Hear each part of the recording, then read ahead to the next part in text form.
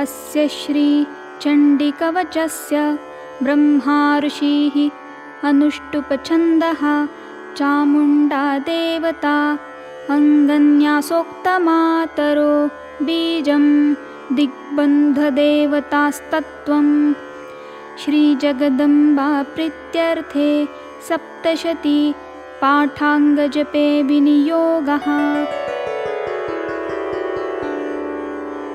ॐ नमश्चण्डिकायै। ॐ मार्कण्डेय उवाच। ॐ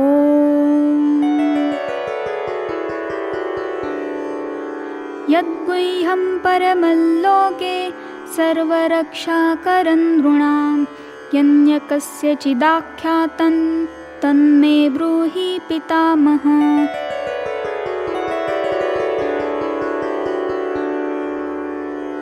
ब्रह्म उवाच। अस्ति गुह्यतमं विप्र सर्वभूतोपकारकं देव्यास्तु कवचं पुण्यं तच्छृणुष्व महामुने। प्रथमं शैलपुत्री च द्वितीयं ब्रह्मचारिणी तृतीयै चन्द्रघण्टेति कुष्माण्डेति चतुर्थकम्। पञ्चमं स्कन्दमातेति षष्ठं कात्यायनीति च सप्तमं कालरात्रिश्च महागौरीति चाष्टमम्। नवमं सिद्धिदात्री च नवदुर्गा प्रकीर्तितः उक्तान्येतानि नामानि ब्रह्मणैव महात्मना। अग्निना दह्यमानस्तु शत्रुमध्ये गतोरणे विषमे दुर्गमे चैव भयार्ताः शरणं गताः। न तेषां जायते किञ्चित् अशुभौ रणसङ्कटे नापदन्तस्य पश्यामि शोकदुःखभयं नहि।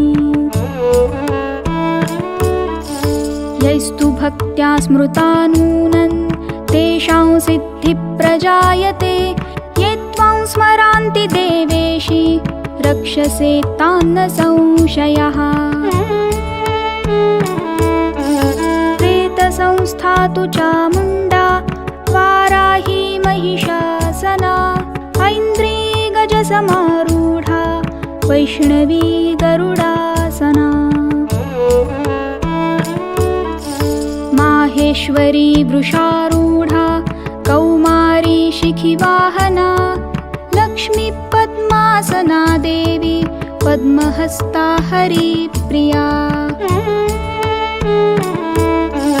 श्वेतरूपधरा देवी ईश्वरी वृषवाहना ब्राह्मी हंससमारूढा सर्वाभरणभूषिता।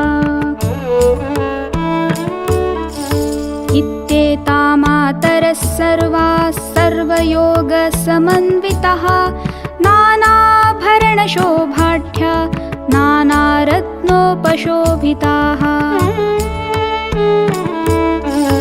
दृश्यन्ते रथमारूढा देव्यक्रोधसमाकुलाः शङ्खचक्रं गदां शक्तिं हलैं च मुसलायुधम्। खेटकं तोमरं चैव परशुं पाशमेव च कुन्तायुधं त्रिशूलं च शार्ङ्गमायुधमुत्तमम्। दैत्यानां देहनाशाय भक्तानाम् अभयाय च धारयन्त्यायुधा नित्यं देवानां च हिताय वै। नमस्तेऽस्तु महारौद्रे महाघोरपराक्रमे महाबले महोत्साहे महाभयविनाशिनी। त्राहि मां देवि दुष्प्रेक्ष्ये शत्रूणां भयवर्धिनी त्वमग्निदेवता दक्षिणेव तु वाराहि नैऋत्यां खड्गधारिणी प्रतिञ्चां वारुणी रक्षेत् वायव्यां मृगवाहिनी उदीचां पातु कौमारी ईशान्या शूलधारिणी ऊर्ध्वं ब्रह्माणि मे रक्षेत् हस्तात् वैष्णवी तथा एवं दश दिशो रक्षेत् चामुण्डा शववाहना जया मे अग्रतस्थातु विजया स्थातु पृष्ठतः अजिता वामपार्श्वे तु दक्षिणे चापराजिता शिखां मे द्योतिनी रक्षेत् उमा मूर्ध्नि व्यवस्थिता मालाधारी ललाटे च भ्रुवो रक्षेत् यशस्विनी त्रिनेत्रा च भ्रुवोर्मध्ये यमघण्टां च नासिके शङ्खिनी चक्षुषोर्मध्ये श्रोत्रयोर्द्वारवासिनी कपोलौ कालिका रक्षेत् कर्णमूले तु शाङ्करी नासिकायां सुगन्धा च उत्तरोष्ठे च चर्चिका अधरे चामृतकला जिह्वायै च सरस्वती दन्तान् रक्षतु कौमारी कण्ठमध्ये तु चण्डिका घण्टिकायै चित्रघण्टायै च महामाया च तालुके कामाक्षी चिबुकं रक्षेत् वाचं मे सर्वमङ्गला ग्रीवायां भद्रकाली च पृष्ठवंशे धनुर्धरी नीलग्रीवा बहिः कण्ठे नलिकान्नलकूवरी स्कन्धयोः खड्गिनी रक्षेत् बाहु मे वज्रधारिणी हस्तयोर्दण्डिनी रक्षेत् अम्बिका चाङ्गुलिस्तथा नखाय शूलेश्वरी रक्षेत् कुक्षो रक्षेत् कुलेश्वरी स्तनौ रक्षेन्महादेवी मनश्शोकविनाशिनी हृदये ललिता देवी उदरे शूलधारिणी नाभौ च कामिनी रक्षेत् गुह्यं गुह्येश्वरी तथा पूतना कामिका मेढ्रं गुदे महिषवाहिनी कट्यां भगवती रक्षेत् जानुनी विन्ध्यवासिनी जङ्गे महाबला प्रोक्ता सर्वकामप्रदायिनी गुल्फयोर्नारसिंही च पादौ चामिततेजसी पादाङ्गुलीषु श्रीरक्षेत् पादाधस्तलवासिनी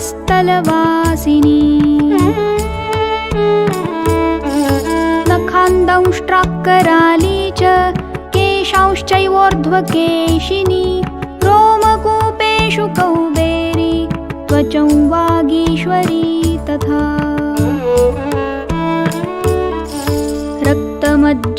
रक्तमज्जावसामांसान् अस्थिमेदांसि पार्वती अन्त्राणि कालरात्रिश्च पित्तै च मुकुटेश्वरी पद्मावती पद्मकोशे कफे चूडामणिस्तथा ज्वालामुखी नखज्वाला अभेद्या सर्वसन्धिषु शुक्रं ब्रह्माणि मे रक्षेत् छायां छत्रेश्वरी तथा अहङ्कारं मनोबुद्धिं रक्ष मे धर्मचारिणी प्राणापानसमानां उदानौ तथा व्यानम् उदानै च समानकम् वज्रहस्ता च मे रक्षेत् प्राणं कल्याणशोभना रसे रूपे च गन्धे च शब्दे स्पर्शे च योगिनी सत्त्वं रजस्तमश्चैव रक्षेन्नारायणी सदा आयुरक्षतु वाराही धर्मरक्षतु वैष्णवी यशकीर्ति च लक्ष्मी च धनं विद्या च चक्रिणी गोत्रमिन्द्राणि मे रक्षेत् पशुं मे रक्ष चण्डिके पुत्रान् रक्षेत् महालक्ष्मी भार्यां रक्षतु भैरवी पन्थान् सुपथा रक्षेन्मार्गक्षेमकरी तथा राजद्वारे रक्षेत् विजया सर्वतः स्थिता रक्षाहीनं तु यत्स्थानौ वर्जितं कवचेन तु तत्सर्वरक्ष मे देवी जयन्ती पापनाशिनी पदमेकं न गच्छेतु यदिच्छेच्छुभमात्मनः कवचेनावृतो नित्यै यत्र यत्रेव गच्छति तत्र तत्रार्थलाभश्च विजयः सार्वकामिकः यं यै चिन्तयते कामं तं प्राप्नोति निश्चितम् परमैश्वर्यमतुलं प्राप्स्यते भूतले पुमान् निर्भयो जायते मर्त्यः सङ्ग्रामेष्वपराजितः त्रैलोक्ये तु भवेत् पूज्यः कवचेनावृतः पुमान् इदं तु देव्याः कवचं देवानामपि दुर्लभम् यः पठेत् प्रयतो नित्यै त्रिसन्ध्यौ श्रद्धयान्वितः दैवी कला भवेत् तस्य त्रैलोक्येऽप्यपराजितः जीवेत् वर्षशतं साग्रम् अपमृत्यो विवर्जितः नश्यन्ति व्याधयः सर्वे लूता विस्फोटकादयः स्थावरै जङ्गमै चैव कृत्रिमै चापि यद्विषम् आभिचाराणि सर्वाणि मन्त्रयन्त्राणि भूतले भूचराख्येचराश्चैव जलजाश्चोपदेशिकः सहजाः कुलजामालाश्चाकिनी डाकिनी तथा अंतरिक्षचराघोरा डाकिन्यश्च महाबलाः ग्रहभूतपिशाचाश्च यक्षगन्धर्वराक्षसः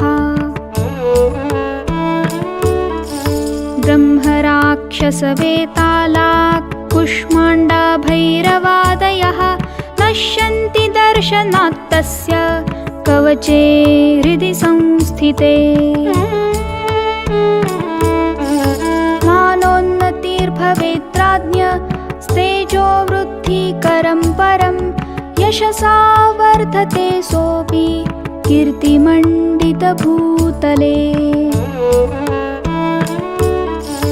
जपेत् सप्तशती चण्डी कृत्वा तु कवचं पुरा यावत् भूमण्डलं धत्ते सशैलवनकाननम्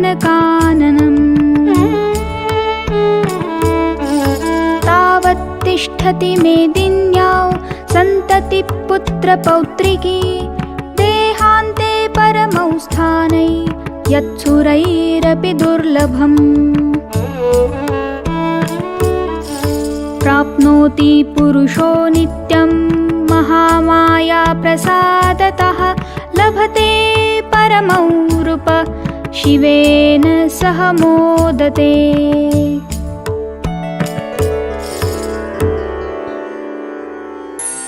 अस्य श्रीचण्डीकवचस्य ब्रह्मा ऋषि अनुष्टुप् छन्दः चामुण्डा देवता अङ्गन्यासोक्तमातरो बीजं दिग्बन्धदेवतास्तत्त्वं श्रीजगदम्बा प्रीत्यर्थे जपे विनियोगः। ॐ नमश्चण्डिकायै। ॐ मार्कण्डेय उवाच ॐ यद्गुह्यं परमं लोके सर्वरक्षाकरं नृणां यन्न कस्यचिदाख्यातं तन्मे ब्रूहि पितामह। ब्रह्मोवाच अस्ति गुह्यतमं विप्र सर्वभूतोपकारकं देव्यास्तु कवचं पुण्यं तच्छृण्णुष्व महामुने।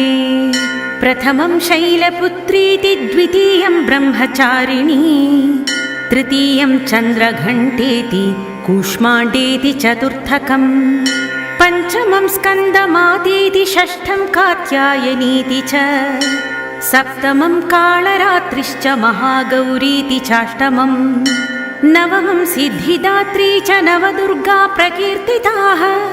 उक्तान्येतानि नामानि ब्रह्मणैव महात्मना। अग्निना दह्यमानस्तु शत्रुमध्ये गतो रणे विषमे दुर्गे चैव भयार्ता शरणं गताः। न तेषां जायते किञ्चिदशुभं रणसङ्कटे नापदं तस्य पश्यामि शोकदुःखभयं न हि। यैस्तु भक्त्या स्मृता नूनं तेषां सिद्धिप्रजायते ये त्वां स्मरन्ति देवेशि रक्षसेतान्न संशयः।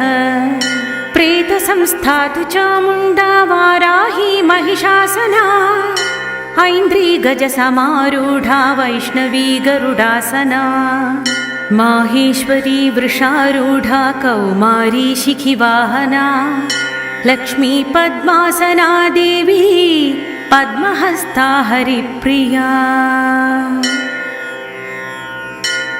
श्वेतरूपधरा देवी ईश्वरी वृषवाहना ब्राह्मी हंससमारूढा सर्वाभरणभूषिता इत्येता मातरः सर्वा सर्वयोगसमन्विता नानाभरणशोभाढ्या नानारत्नोपशोभिता। दृश्यन्ते रथमारूढा देव्यक्रोधसमाकुला शङ्खं चक्रं गदां शक्तिं हलं च मुसलायुधं खेटकं तोमरं चैव परशुं पाशमेव च कुन्तायुधं त्रिशूलं च शार्ङ्गमायुधमुत्तमम् दैत्यानां देहनाशाय भक्तानामभयाय च धारयन्त्यायुधानीथं देवानां च हिताय वै।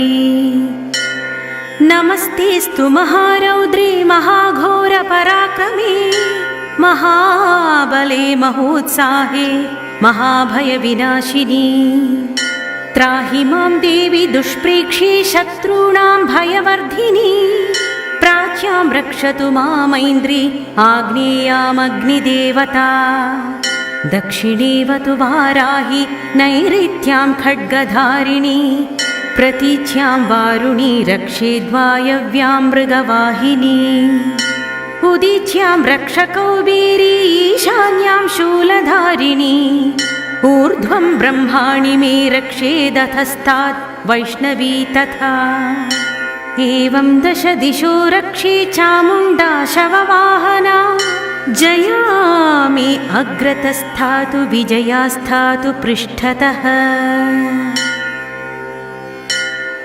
अजिता वामपार्श्वे तु दक्षिणे चापराजिता शिखा मे द्योतिनी रक्षेदु मामूर्ध्नि व्यवस्थिता मालाधरी ललाटे च भ्रुवौ रक्षेद्यश्वसिनी त्रिनेत्रा च भ्रुवोर्मध्ये यमघण्टा च नासिके शङ्खिनी चक्षुषुर्मध्ये श्रोत्रयोर्द्वारवासिनी कपोलौ कालिका रक्षेत् कर्णमूले तु शङ्करी नासिकायां सुगन्धा च उत्तरोष्ठी च चर्चिका अधरी चामृतकला जिह्वायां च सरस्वती दन्तान् रक्षतु कौमारी कण्ठमध्ये तु चण्डिका घण्टिकां चित्रघण्टा च महामाया च तालुके